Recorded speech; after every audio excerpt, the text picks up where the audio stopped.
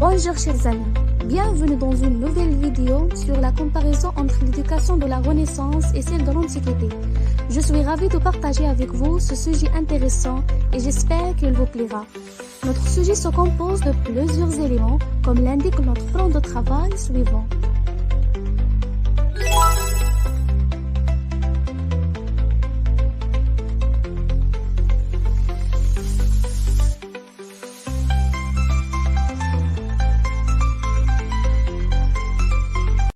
Introduction. La Renaissance est une période marquée par un profond renouveau culturel, scientifique et artistique, inspiré de l'Antiquité grecque et romaine après les siècles du Moyen-Âge dominés par la religion. L'humanisme place l'homme au centre des préoccupations, favorisant l'étude des textes anciens et les innovations. Ce retour aux idéaux antiques, combiné à des avancées comme l'imprimerie ou les grandes découvertes, transforme les sociétés européennes et ouvre la voie à la modernité. L'Antiquité se caractérise par des empires puissants, une société hiérarchisée et des avancées en philosophie et sciences, et des arts valorisant l'harmonie.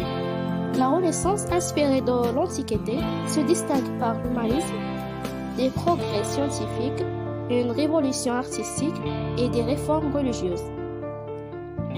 La problématique. Alors que l'Antiquité et la Renaissance sont deux périodes historiques majeures qui étaient remarquables au fil du temps. Chaque période avait ses caractéristiques et des innovations dans plusieurs domaines, notamment l'éducation. Alors quelle est la différence entre l'éducation de l'Antiquité et de la Renaissance? L'objectif. Analyser les similitudes et les différences entre l'éducation à l'époque de l'Antiquité et celle de la Renaissance en mettant en lumière les influences philosophiques, culturelles et sociales qui ont marqué ces deux périodes afin de mieux comprendre l'évolution des approches éducatives et leur impact sur la transmission du savoir. Analyse des éléments éducatifs principaux. A. Les méthodes d'enseignement. Les méthodes d'enseignement de l'Antiquité et de la Renaissance montrent une évolution dans l'approche éducative, passant d'un apprentissage principalement basé sur la mémorisation et l'autorité à une méthode encourageant la pensée critique, l'expérimentation, et on prend comme exemple la méthode socratique. Socrate utilisait un mode d'enseignement basé sur le questionnement et le dialogue pour encourager la pensée critique. Méthode méiotique. En plus de la méthode socratique, Platon a utilisé la méthode méiotique, l'art de l'accouchement.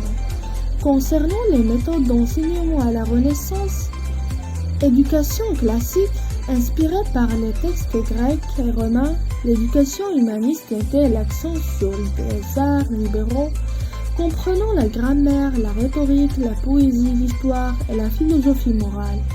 Encouragement de la pensée critique. Les éducateurs humanistes comme Erasme et Montaigne encourageaient les étudiants à développer leur esprit critique et à penser par eux-mêmes. Contenu éducatif. L'académie et gymnase. Les jeunes garçons allaient à l'école pour étudier des sujets variés comme la grammaire, la musique et la gymnastique.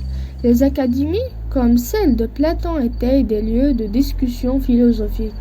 Philosophie. Les élèves étudiaient des œuvres de philosophes comme Socrate, Platon et Aristote. Les académies, comme celle de Platon, étaient des centres de discussion philosophique et intellectuelle. Éducation physique, la gymnastique et les sports étaient également essentiels, car les Grecs croyaient en l'importance d'un esprit sain dans un corps sain.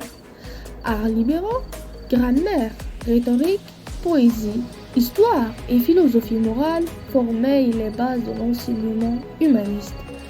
Textes classiques, la redécouverte et l'étude des œuvres de l'Antiquité classique étaient au cœur de l'éducation humaniste.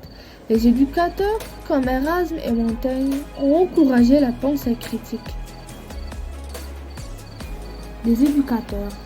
Les éducateurs jouaient un rôle crucial à l'Antiquité et à la Renaissance. En Grèce, par exemple, les éducateurs comme les sophistes enseignaient la rhétorique et la philosophie, formant les citoyens à la pensée critique et à la participation civique, formation morale et civique. À la Renaissance, avec l'invention de l'imprimerie, les éducateurs avaient accès à une plus grande variété de textes et pouvaient diffuser des connaissances plus largement. Diffusion des connaissances. Concernant la place des apprenants, à l'Antiquité, les Grecs attachaient une grande importance à la formation des individus pour qu'ils deviennent de bons citoyens.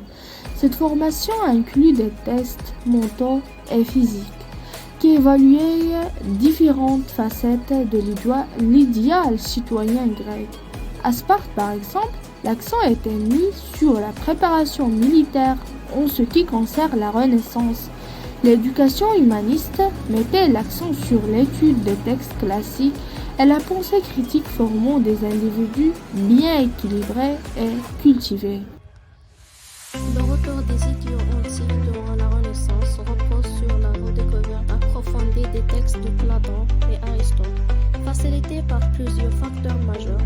Premièrement, la transmission et la redécouverte des textes. Les érudits musulmans ont conservé, traduit et commenté les œuvres de Platon et Aristote en arabe, intégrant leurs idées dans les débats philosophiques. À partir du XIIe siècle, ces textes sont traduits en latin, rendant leur contenu accessible en Europe.